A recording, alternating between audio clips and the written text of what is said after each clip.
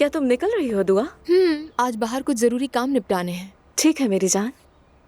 कुछ लाना है आपके लिए? नहीं, असल में मैं तुम्हारे बारे में फिक्रमंद थी। तुमने कहा था कि मतली हो रही है, क्या अभी भी वो मसला हो रहा है?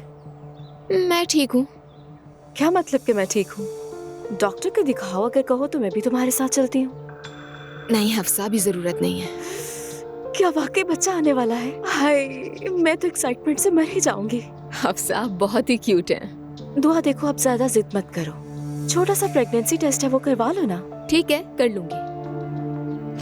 सबसे पहले मुझे बताना। ठीक है, फिक्र मत करें आप, मैं ये चीजें लेकर जा रही हूँ। मैं मदद करूँ तुम्हारी? नहीं शुक्रिया।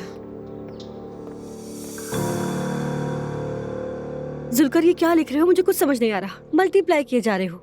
एक्स और वाई कहाँ हैं? या अल्लाह, मैं कोई यूनिवर्सिटी का इम्तिहान दे रहा हूँ क्या, या क्वांटम फिजिक्स हल करनी है नायला? ये बस एक आम सा चार्ट है, और हम ये कर ही क्यों रहे हैं? तुमने अपने सारे शेयर्स बेच दिए हैं, तुम सेल से हिस्सा ले रही हो, ये क्या है? क्या पता मुझे धोखा दिया जा रहा हो, मुझे मालूम ही ना हो। बिल्कुल सही कहा, इंसान को अपने काम के पास होना चाहिए। क्या ये बोर्ड घर लाकर ही काम के पास होना है? आ गई मैं। हेलो। एलिफ सो गई है। तुम लोग क्या कर रहे हो? मैं बिजनेस वुमन हूँ। मूसा क्रीम मैंने ही इन्वेंट की है। सेल्स का चार्ट बना रहे हैं हम लोग। हाँ, सब ठीक चल रहा है? जैसा कि आप देख रही हैं, सब सही चल रहा है। माशाल्लाह, जबरदस्त। वैसे सुमैया अम्मी कैसी है? कैसी हैं? ठीक है। एलिफ को देखकर बहुत ज्यादा खुश हुई। अल्लाह सब्र दे उन्हें। आमीन। सुमैया अम्मी का मेरे दिल में बहुत खास मकाम है।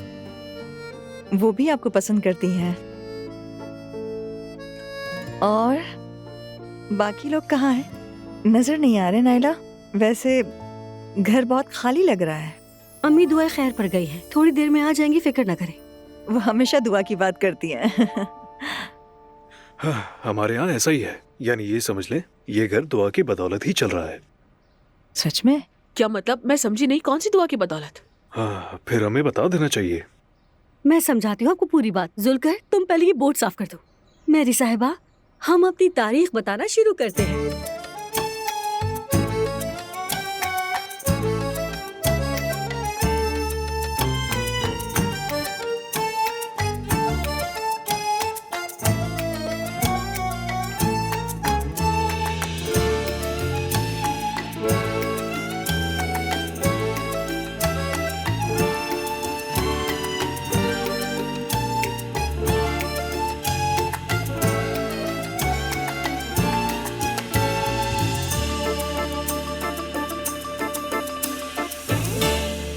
दरअसल मेरी साहिबा, ये खानदान उमर अंकल की जुड़वा भाई की वफात के बाद शुरू हुआ। सुन के अफसोस हुआ। मुझे मालूम नहीं था जुड़वा भाई थे क्या? मुझे भी नहीं मालूम था। अब जब उमर चचा के जुड़वा भाई वफात पा गए तो मजबूरन उन्हें लैला चाची से शादी करनी पड़ी। उस वक्त लैला चाची प्रेग्नेंट थी क्योंकि मैते होने वाला था, लेकिन मैते के बाबा उमर अंकल नहीं। ये बात कोई नहीं जानता था, लेकिन हमें बाद में पता चल गया। खैर, इस बात को छोड़कर हम टॉपिक पे वापस आते हैं। उमर अंकल लैला चाची से अलहदगी ले चुके हैं और ज़ैनब साहिबा से शादी कर ली, और उनके एक्स हस्बैंड से लैला चाची ने शादी कर ली। ठीक है, ठीक है। नूर का क्या है? क्योंकि शादी के वक्त नूर शायद मेरी खाला की किराएदार थी। हाँ, लेकिन ये एक अलग कहानी है, मैं बाद में बताऊंगी। मेरी राय ये है कि तुम नूर से बात आगे बढ़ाओ। नूर आप और रोहान एक दूसरे से दीवानावार मोहब्बत करते थे।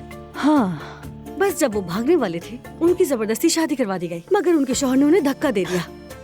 और जब ये पता चला कि नूर आपा को धक्का दिया गया था, तो क्या उमर अंकल खामोश रहते? उन्होंने भी उस लड़के को धक्का देके नीचे गिरा दिया। कैसे? यानी वो मर गया?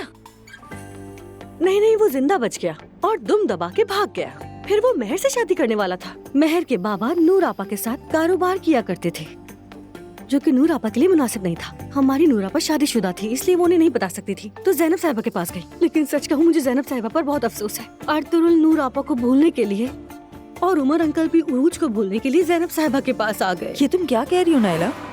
ये तो कुछ भी नहीं, अभी तो बहुत कुछ बताना बाकी है आपको। और नाइला के इस बताने वाले अंदाज से आप बखूबी समझ जाएंगे। ठीक है। अब आखिरी और सबसे दिलचस्प मौजू शुरू करती हूँ। उमर अंकल जान और उरूज का ताल्लुक। इश्क के शरबत आप सब जल्द ही टीवी पर देखेंगे। अस्तगफुरुल्लाह। वो दोनों पहले से ही एक दूसरे को जानते थे और अपना ताल्लुक सबसे छुपा के रखा हुआ था। यानी छुपा के रखा हुआ था, समझ रही है ना? अच्छा, फिर? मेरी साहिबा, फिर अल्लाह ने हमारी मदद की। सच कहूँ तो उरूज मुझे इतना ज्यादा तंग कर रही थी कि मुझे समझ नहीं आ रहा था कि मैं क्या करूं और उससे छुटकारा कैसे पाऊं। फिर क्या हुआ? फिर मैंने उसका वो राज सबके सामने खोल दिया। उनकी कुछ तस्वीर मेरे हाथ आई, शर्मनाक तस्वीर। समझ रही है ना? और वाकई मैं इस बात का गवाह हूँ, इसने सारे राज खोल दिए। नायला, तुम वाकई बहुत ही नेक इंसान हो। ओ, और भी बहुत कुछ है। लड़ाई, शोर, गालियाँ, बालकनी से गिरना और आखिर में वेलकम टू अनॉल फैमिली। मेरे ख्याल में ये फाइनल नहीं है, शायद ये फाइनल से पहले का है। मैं आपके लिए अदरक वाली चाय बना देता हूँ ताकि आप ये आराम से सुन सके।